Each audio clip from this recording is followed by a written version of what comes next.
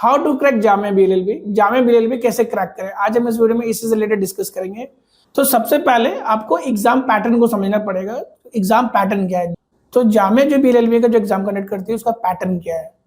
तो आपको मैं बताता चलूँ कि 5 सब्जेक्ट्स होते हैं जिससे जामे जो है क्वेश्चन पूछती है। वो 5 सब्जेक्ट्स कौन कौन से होते हैं, जीएस हो गया, लीगल हो गया, इंग्लिश हो गया, current affairs and elementary mathematics. तो ये जामे ने प्रिस्क्राइब किया है कि जीएस एंड लीगल से 40 क्वेश्चन आते हैं ईच।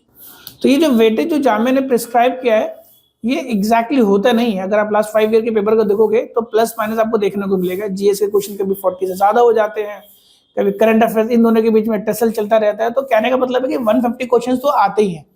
तो मैं आपको बताता चलूँ कि 5 सब्जेक्ट में से आपको टोटल 150 क्वेश्चन देखने को मिलेंगे एग्जाम के अंदर। तो 150 क्वेश्चन तो रहते ही हैं।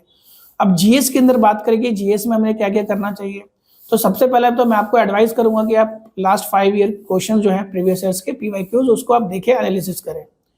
और जीएस में जैसा आप एनालिसिस करोगे तो आपको ये पता चलेगा कि जीएस में जो सबसे ज्यादा जो इंपॉर्टेंट पार्ट जो होता है दैट इज द कॉन्स्टिट्यूशन का पार्ट।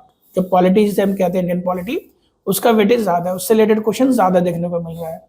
फिर हिस्ट्री से, ज्योग्राफी से, इकोनॉमिक्स से, इनसे भी क्वेश्चन आते हैं। ठीक है, ये ध्यान देना है। फिर लीगल की बात करें तो लीगल के अंदर कुछ इंपॉर्टेंट जो एरियाज हैं जैसे लॉ ऑफ कॉन्ट्रैक्ट हो गया। ठीक है, इस साल क्वेश्चंस आए, टॉट से क्वेश्चंस आते हैं, लीगल मैक्सिम्स हो गए, और साथ ही क्रिमिनल लॉज मतलब और जो मुस्लिम लॉ है, ये सारी चीजें आपको देखनी चाहिए। अगर आप लास्ट 5 ईयर को देखोगे तो आपको समझ में आएगा।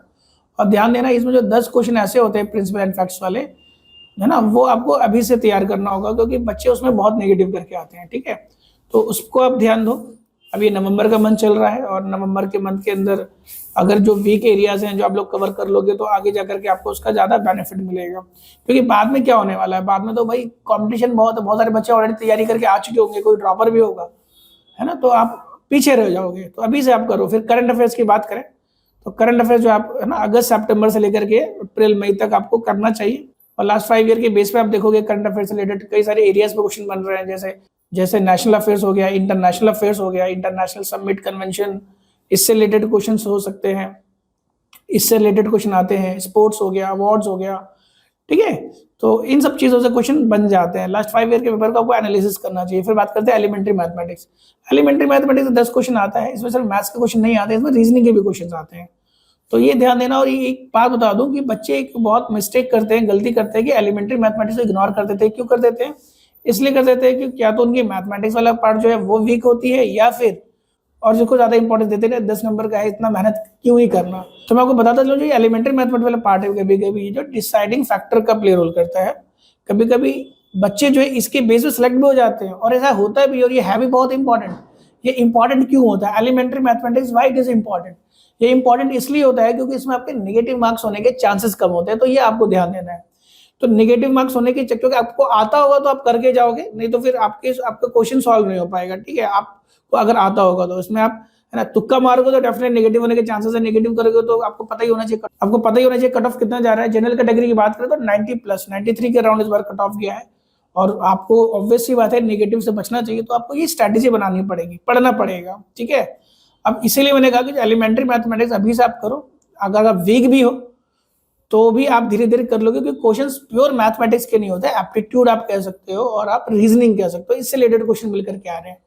ठीक है, और मैंने जो है बेसिकली एलिमेंट्री मैथमेटिक्स से 16 टॉपिक्स को एनालिसिस किया लास्ट 5 ईयर्स में, और उस बेस पे जामे एमयू दोनों में क्वेश्चन बन रहे हैं ना। जामे में 10 क्वेश्चन बनते हैं, और एमयू की हम लोग बात करें तो एमयू के अंदर 15 से 20 क्वेश्चन जो है एप्टीट्यूड से देखने को मिलता है। राइट, तो इससे हमने कुछ कॉमन टॉपिक्स का एक हमने लिस्ट बनाया है, और इसी के लिए उस लिस्ट के बेसिस पे जो है बेसिकली एक कोर्स लेकर के आए हैं आप लोग के पास। ये स्पेशल कोर्स होगा जिसमें हम लोग मैथ्स एंड रीजनिंग कराएंगे, लाइव सेशन होगी, पीडीएफ, वीकली टेस्ट एंड आपका वीकली मेंटरिंग सेशन होगा। और ये जो कोर्स होगा वो एग्जाम तक चलता रहेगा, ये ध्यान दीजिए। इसका जो लास्ट डेट है रजिस्ट्रेशन करने का, इनरोलमेंट का, दैट इज 30 नवंबर। एंड इसका अगर आपको फर्दर डिस्काउंट चाहिए तो कूपन कोड यहाँ पे दिया है फैसल10, वो यूज कर करके आप जो है आप इसको परचेज कर सकते हैं। इसका जो लिंक है हमारे वीडियो के डिस्क्रिप्शन में मिल जाएगा, तो ध्यान दीजिए। उसके बाद हम बात करते हैं स्टडी प्लान। तो किसी भी सक्सेसफुल स्टूडेंट को, किसी भी सक्सेसफुल पर्सन के लिए एक प्लान बनाना जरूरी है, और स्टूडेंट के लिए स्टडी प्लान बहुत जरूरी है। अब जैसे गोल है आपका, तो जैसे आपने लास्ट 5 ईयर पीवाईक्यूज देखा हो, उस बेसिस से आपने टॉपिक एनालिसिस कीजिए, उससे रिलेटेड आप जो है शॉर्ट टर्म गोल बनाइए। जैसे बात करें नवंबर की, ये हमारा नवंबर चल रहा है, नवंबर के फर्स्ट वीक में हमें इतना कर लेना है, सेकंड वीक में इतना कर लेना है, थर्ड वीक में इतना करना है, लाइक दैट। तो कहने का मतलब यहाँ पे ये जो लॉन्ग टर्म गोल है, जो लॉन्ग टर्म प्लान है कि ये सारे टॉपिक्स हमें कवर करना है, उसका एक शॉर्ट टर्म लिस्ट बनाओ और उसको एग्जीक्यूट करो। आज ये हमें कवर कर लेना, आज ये हमें खत्म कर लेना है। एक दिन में हमें कितना घंटे पढ़ना है, 8 घंटे पढ़ना है, 10 घंटे पढ़ना है, उसमें हमें क्या क्या पढ़ना है। हमारी मैथ्स वीक है, हमारी लीगल वीक है, लीगल हमने नहीं पढ़ा। अगर आप 12th फ्रेशर हो गए तो लीगल शायद आपने नहीं पढ़ा होगा, तो लीगल पे ध्यान देना है आपको, कॉन्स्टिट्यूशन पे ध्यान देना है आपको, करंट अफेयर्स पे ध्यान देना है आपको, और साथ हम बात करें जीएस पे ध्यान देना है आपको। तो कई सारे एरियाज है 5, तो ये जो 5 सब्जेक्ट्स है उस पर आप ध्यान दे सकते हो, किस एरिया में आपका जो है पकड़ है और किस एरिया में आप वीक हो। तो उस बेसिस आप स्टडी प्लान बनाएं और एक सही स्टडी मटेरियल का चयन करें।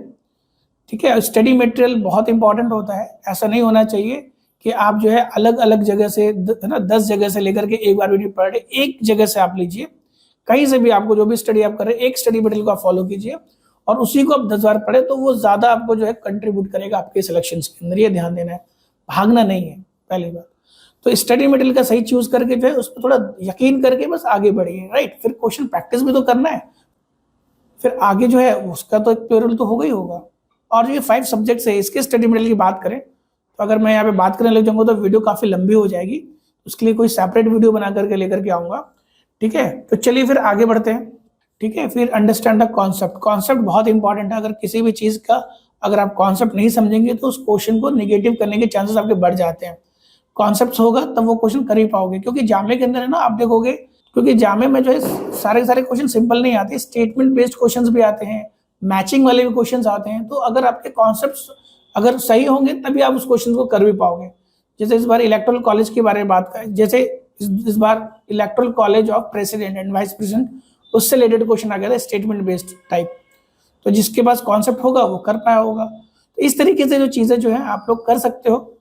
ठीक है, तो ये ध्यान देना, कॉन्सेप्ट लेना बहुत जरूरी है, उसके साथ रेगुलरली प्रैक्टिस इंपॉर्टेंट है।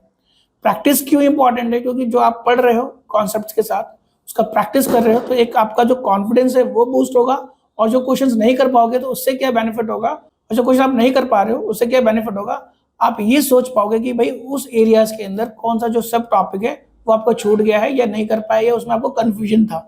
तो वो जो वैक्यूम जो क्रिएट हुआ है बेसिकली आपके लर्निंग में, और जो आपने जो मिस किया है उस वैक्यूम को फिल करने के लिए उसके लिए जो प्रैक्टिस जो है बहुत वाइटल प्ले रोल करता है। ठीक है, फिर बात करते हैं रिवीजन। रिवीजन बहुत इंपॉर्टेंट है, क्योंकि हम जो है हमारे अंदर भूलने की एक एबिलिटी होती है, बहुत जल्दी भूल जाते हैं। ठीक है, तो जब तक रिवाइज नहीं करेंगे तब तक उसको लंबे समय तक याद नहीं कर सकते। तो revision and practice is very important. तो अभी से आपको पढ़ना भी है, प्रैक्टिस भी करना है और रिवाइज भी करना है।